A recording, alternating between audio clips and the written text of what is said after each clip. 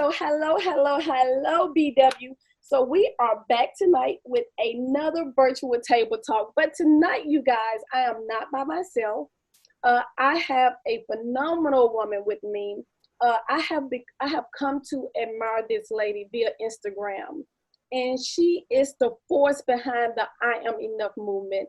So tonight, guys, I have with me Miss Megan Fenyoe. Hello, Megan. Hi, sweetie. Thank you so much for having me. You are so welcome. Now, Megan, before we get into our discussion, I have to tell the people a little bit about you. Because, wait a minute, I have to get my glasses because I have to tell y'all about Megan. And so, Megan, you all, she is the CEO and founder of the I Am Enough nonprofit organization. She is a licensed clinical social worker. She's a transformational mindset coach. She's a veteran of the Air Force. She's the best-selling author of the book, You Are Enough, 5 Steps to Move from Struggle to Strength. And I have purchased my book, and I'm asking you, you have to purchase this book. It's on Amazon.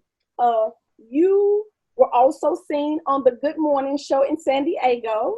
Mm-hmm. And you also, last week, I was noticing that you shared the stage just last year with Mario Lopez, Les Brown, and Randy Jackson, the former judge of the American Idol show. And then she is the host and founder of the podcast, The Blonde Bombshell. And then, if that ain't enough, she also owns her own health food franchise through the Juice Plus company. So I must tell you, Megan, that you are doing some phenomenal things. Wow. And I tell you, it is an honor and a pleasure to have you at the BW table. Yeah.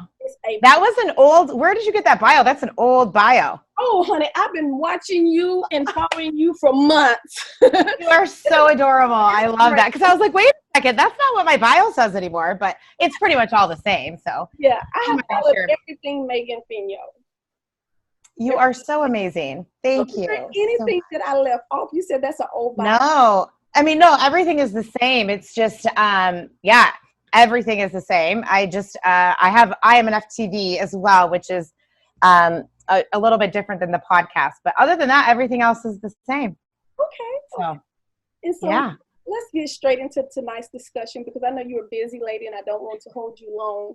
And so, again, you have a nonprofit organization and you are behind the I Am Enough movement. So what made you want to start a nonprofit called I Am Enough? Well, I never in a million years thought I would ever have a nonprofit, let alone be an entrepreneur. I've been a mental health therapist for the last 15 years. Mm-hmm. And in 2013, I found myself in a very narcissistic, abusive marriage. And even as a therapist, did not realize that I was in this marriage, in this abuse. And I also, so I was with him. We were married for 2 years, but we were fully together for 6 years. And I had lost every sense of who I was because of him. And he had an affair and just all of the things that he did and made me believe. And I just truly believed I wasn't good enough. And there's so much more to it. So I'm doing the quick version of the story. But in 2018, the last big event occurred and I walked away from him. 4 months before that, I had lost my 6-figure income as a therapist. Mm-hmm. And so within 4 months, I lost him and I lost my income. And I'm like, okay, Lord, like, what am I supposed to do? Like what? I had literally hit rock bottom. Okay. And I could have gone back to get a 6-figure job working as a therapist in a hospital, but I really felt that there was something more for me, that God had, not that he had put me through this, but he was saying to me, you need to do something with what you've been through. Mm-hmm. So right then and there, I got my own therapist and started doing my difficult trauma work. And that's when I started writing my book. Mm-hmm. And then every day I wrote on a note card why I believed that I was enough. Now I had to start very small because I never felt like I was enough. So for the first couple weeks, it was I am enough because I got out of bed this morning. And the more I did my trauma work and really started working on me, I was able to create these different statements that allowed me to truly believe that I was enough. So That was 2 years ago. The book came out, and I started my own private practice and just started speaking on stages and things like that. And then a year ago, a year after I walked away from him, so February of 2019, I came up with this idea to create visual coping cards. As a therapist, I talk about the power of using visual coping skills to help combat any negative thoughts, any, emotional pain, physical pain, by using what we read. And so I created these cards. Says I'm enough on the front. And then on the back, it has the word because with 3 lines. And you write why you believe that you're enough. And I literally had no idea where this was going to go. And I launched it February 2019. So exactly a year after I had walked away from my ex-husband. And I just started posting these on social media, and they're absolutely free. So people can order, you get 5 of them for free. And in over a year, so probably 14 months, I've sent over 6,000 free cards to 20 countries, 7 continents, and 47 states. Wow. So people like you basically had organically heard about the movement, either from Instagram, Facebook, that kind of stuff. And people have just gone to the website and ordered the cards. And then in November, I decided to turn it into a nonprofit. I'm like, I don't know what I'm doing, why I'm doing this, but I did. And now we're a nonprofit. We're a 501c3 nonprofit organization. And we've got some really exciting things coming up. And I'm just really excited to see, but all in 2 years, all of this in 2 years. So I'm still learning, but it's been an amazing adventure for sure. It's funny that you say that, because I started my nonprofit in August of 2018. And I said, Lord, I have no clue what I'm doing, but you have to direct me. But I'm listening to you, Megan, and you made the statement, you made it twice. You said, I didn't think that I was enough. When I go through your Instagram, and even looking at you now, you are a beautiful woman. Oh, and I look at you on Instagram. My first question is, it's hard. My first statement is, it's hard to believe that you will believe that you're not enough, because you're absolutely gorgeous. And then second, like I said, this is a circle of women. And out of this circle, I'm sure is women that's going through the same thing that you have went through. How did you find the strength to walk away? What was the turning point to say, I have to get out of this, and it has to be today? This is my favorite question, because so basically we were married for 2.5 years. And after he divorced me, he filed for filed for divorce 4 times, pulled the papers. I mean, it was horrific, just years of just playing with my mind. After he did file for divorce, I was so traumatized and damaged that I had stayed committed to him for 2 years after that. Right. And because I didn't know any different. And he was like using all of his manipulation and all of that stuff. So I ended up moving to San Diego, and because we were still living up North California. And so I moved here to San Diego, not to get away from him. Really, honestly, I didn't think that, because I just always thought he was going to be in my life. But I remember, because we were still dating for the 2 years. So he would take me out, we were basically still together, or so I thought. And I remember he came down to San Diego, and he said, I have a job interview, and if I get it, I'm going to move down here, and we're going to start over. And I remember I prayed a prayer for the first time in 6 years, because I knew anytime before that, if I prayed this prayer, God was going to tell me to walk away, and I just wasn't ready to do it, right? So I picked him up from the airport. Before I picked him up, I stopped and I prayed, and I said, Lord, if this is not meant to be, you need to show me, because the affair and the divorce wasn't enough for me to walk away. But I will listen. I will follow you if you show me. And I kid you not, 24 hours later, he's sitting in my apartment here in San Diego, and I found out by the grace of God that he had moved in a woman a month before our divorce was final. So I had never returned to our family home after the divorce was final. He would always just come to my house and this and that. But he had moved in this woman a month before our divorce was final, bought her a brand new car, and she had been living in our home for 2 years. This was a totally different girl than the girl he had an affair with. I didn't even know she existed. Wow. So for 2 years, and I walked away with absolutely nothing. I had to file for bankruptcy. This woman has a brand new car. Like, poor girl doesn't even know I exist. She like had no idea what was going on. But literally 24 hours after I prayed that prayer, I found out. And that was it. I had like I said, just lost my 6-figure income 4 months before that. And, God doesn't do things to us. He does things for us, right? And it was like I had to lose everything for me to wake up, because there was no way, there was nothing for me to do but to absolutely start over. I had no job. I had nothing. And I had prayed this prayer, and so I had to. So that was the turning point. I literally kicked him out of my house, and I've had no contact with him since February 15th of 2018. Wow, that's a powerful statement that you made. First of all, that the key that she said you all was prayer, but you said he don't do things to us. God doesn't do things to us. He do things for us. Mm-hmm. That's such a powerful statement that you made. And so now that God has done something for you, and I'm a firm believer that God take us to, our tests always become a testimony. And our messages always become a ministry to somebody else, or it ministers to somebody else. Now that you go around, you try to encourage other women and tell them that they are enough. How do you go about doing that? Well, every single one of us, whether it be health, career, relationships, what have you, we've all struggled with that thought. Mm-hmm. And I really share my book. So my book, again, I never thought I was going to write a book, mm-hmm. but my book was written in the most traumatic 5 months of my life. Mm-hmm. I pose questions at the end of each chapter so people can start working on themselves. And so those 5 steps that are in the book are the steps that I actually went through in my healing journey. And so that is what I talk about, is the power of going through these steps, because I know that they work. I've done them. It's hard. It's not easy.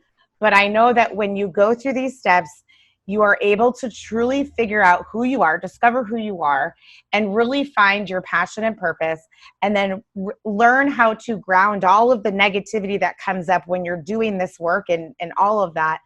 And these are the steps to get you to believe that you're enough. And so it's just very, very powerful. And watching. I know it's hard to rewrite your own story, mm-hmm. and to believe, to change your mindset that I'm enough.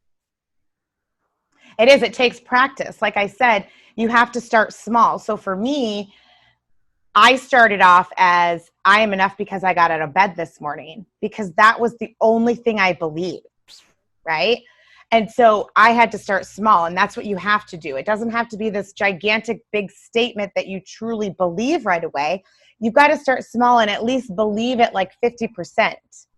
Right? And then the more that you repeat it, and the more that you do the difficult, the not so fun, the scary work, the more that statement is going to change, because you're going to move from who you are into who you are truly meant to be. Mm-hmm. So the big lesson for me that I learned was that my closure had nothing to do with my ex-husband. It had everything to do with me. My closure was, I had to close the woman I became when I was with him. Yeah. And once I was able to understand that and get to that place of acceptance, I was like, oh my gosh, you're right. I am no longer that person. And that acceptance allowed me to kind of just dive into figuring out who I was now. What are my values? What does acceptance mean to me? What do I want to do in this world? And all of that stuff. So it's very, very powerful. Wow. So you had to discover your own self. Mm-hmm. What do you think, Megan, is the biggest culprit? Because in the circle, what you and I are doing is a virtual table talk. Mm-hmm. And so normally I open my home up to women, and we sit around my dining room table, and we just have real life conversations. And I find that just about in every group that has come to my house, it's at least 2 women in the group who feel like they are not enough. What do you think the biggest culprit is in thinking to yourself that I'm not enough? What do you think the culprit is behind that? Well, I definitely think it's fear. It's definitely fear, but number one thing is the stories that we tell ourselves, mm-hmm. right? So for example, my ex-husband never told me I wasn't good enough. he told me I was insane and I was crazy and this and that, but he never said the words, "You're not enough." I created that story in my head, that message in my head based on his actions and his behaviors. Mm-hmm. So unfortunately, we are wired to think negative. Mm-hmm. It's just sad that we just are. And so it's so much easier to be in that negativity than is to be positive. So it's the messages that you're telling yourself is what keeps you from believing that you're not enough. Yes, that negative self-talk. Mm-hmm. Now, something I saw on your Instagram, and I want to ask you, what does unapologetically owning who you are mean to you? You actually, I love that all the time on Instagram, and I want to pose that question to you. Well, first of all, I'm very I am not an Instagram person. Uh-huh. I am a Facebook person. Okay. And so I love this conversation that you've followed me on Instagram. I literally do not think that I'm good enough when it comes to Instagram. I just don't like Instagram. I grew up with Facebook, so anyway, I love that you keep saying this on Instagram. So thank you so much, because it's good to hear that I'm doing something right with Instagram. I love Facebook, but Instagram is just not my cup of tea. But anyway, so Unapologetically Owning Who You Are, that's actually the name of my second book. And which I have no idea when it's going to come out yet, but it is the part name of the second book. And it's also the part, it's the theme of our podcast. And so Unapologetically Owning Who I Am means I'm enough, right? So I don't have to apologize for who I am unless I mess up, right? Unless I do something to hurt someone or something like that, then of course I have to apologize. But this is me. All my beautiful mess and all, my hot mess, my beautiful mess, I am who I am. I'm going to, I wear my heart on my sleeve. I am a giver. I am a lover. And I'm somewhat codependent. And I'm not going to apologize for those things, right? So unapologetically owning who I am this is me, hot mess and all. And I'm okay with that as long as I'm sticking to my values and doing the things that I'm called to do in this world. I don't have to apologize for that. Yes, I totally agree with that. Now, this is something I ask every guest who come to the virtual table talk, and I'm gonna ask you this question because hindsight is 2020. If you can go back and talk to young Megan Fenyoe, what advice would you give her? What is the one piece of advice that you would tell her now that you have made it to where you are now? What would you go tell young Megan? Stay away from boys. No, no, honestly, that's a great question. Just because I think I grew up in a very dysfunctional family, and there's a lot of abuse in the home, and I had to grow up really fast. And I have a learning disability, so I have an 8th grade reading level and an 8th grade math level.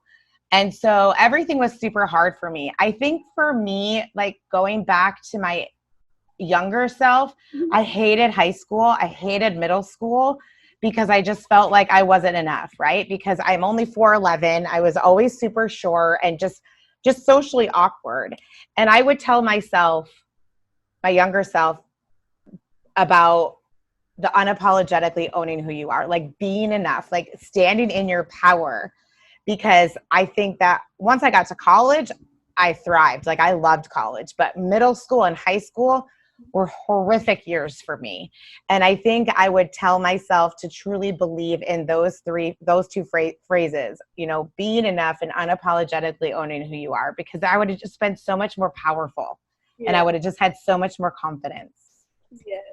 Now, before we end this podcast, what are some words of wisdom that you want to leave to somebody that may be watching you in this circle, who is perhaps going through domestic violence, the same thing you'll come out of? What words of wisdom would you have for them? Oh, I have so many words of wisdom, but especially, we are in this crazy time right now with COVID and finding ourselves in situations that maybe we didn't think of because we're in lockdown or things like that. If you are in a domestic violence situation and you don't feel safe, or you need that support, the number one thing I can just say is obviously have a safety plan. Find people that you can reach out to in this time. You can always reach out to me. I'm always here to help, just to listen, to offer support, feedback, whatever you need. It's hard to believe these statements of being enough if you haven't done the work. And I don't mean to say that to discourage people, but honestly, like, if you truly want to begin to believe that you're enough, and you want to have that confidence, and you want to find out what your true passion and purpose is, you have to do the hard work of like diving deep into yourself, admitting the places in your life that need to be changed, whether it be getting rid of toxic people, whether it like eating right, exercising, whatever. You have to take that accountability piece, right? And step into that fear zone, because if you don't, that's what's keeping you stuck. So one of the phrases I always like to say, and I say this on my show, is always remember to be bold and to be brave and be unapologetically you, because you are enough. That's kind of like one of my big phrases that I like to say. And I think to walk away from something like that, you have to have that courage to get past the fear of the unknown. And so I have one thing to say before, I have to put my glasses back on because I can't see. But I wanted to share this with you. I saw this on your Instagram too. Oh my gosh. It's a quote. I'm telling you, you are the Instagram. I love it. I love it. Oh my gosh. Thank you, guys. I like literally and do you not. The circles when you can click on your podcast, you can click. I said, this Instagram is everything. I do have the link tree. The link tree literally saves me. If you guys don't have your link tree, I learned that was a business hack that I learned a long time ago. Because then you just have that, and then they can go anywhere and everywhere you want them to go. So link tree is the best. You're gonna have to tell me about the link tree when this podcast is over. Yes. Tree. Definitely. That you made on your Instagram, you said that the best form of influence is when the impact is so strong a person can't help but to share your name. And so I want to tell you, Megan Fenyoe, that you are a true influencer, because your impact has been so strong on me in my life the past several months that I have shared your name in your organization with everybody I have come in contact with. And with that being said, I thank you so much for blessing us at the BW Virtual Table Talk. You do not know how you have inspired me and encouraged me as I try to grow as a nonprofit organization, as a motivational speaker. And I was thinking about writing a book, and I'm like, I'm not good enough to write a book. But after reading your story and listening to your motivational videos and your podcast, I truly believe now I am enough to write a book. So yes, you are. And oh my gosh, like, whew, like you made me cry. You literally have no idea how of a blessing that was that you just said that. Thank you so much. And this is why I do what I do, because I get to meet amazing women like you. And I'm excited to have you on my podcast. We're definitely going to have you on the podcast. But, I so appreciate you that you like made me feel so confident today with my Instagram, you guys, because literally I like maybe post like twice a week on there. But thank you for the kind words. And thank you from the bottom of my heart for your donation to the movement. It means everything. I Am Enough movement, and please make a donation. This is helping women that is involved in domestic violence. So please, please, please donate to her organization, please. And I'm going to have all of the information down in the comment section of this video, as well as you should have seen it on the first screen of the video. And so, yeah, you can go to the I Am Enough movement.info and order your card. So you just put in your name. I'm the only one that sees your address. They're actually sitting right here. I just like write the address out and I stick the cards in there. So feel free to go on there. I have a ton of free resources online. Feel free to go on the site, download whatever you want, and order your free cards. And just thank you, Felicia, from the bottom of my heart. You've blessed me like hugely today. So thank you so much for all your support. You're so welcome. Anything else I can do to support you, let me know. And I'm looking forward to being on the Blonde Bombshell podcast. We can't wait to have you. Megan. Bye.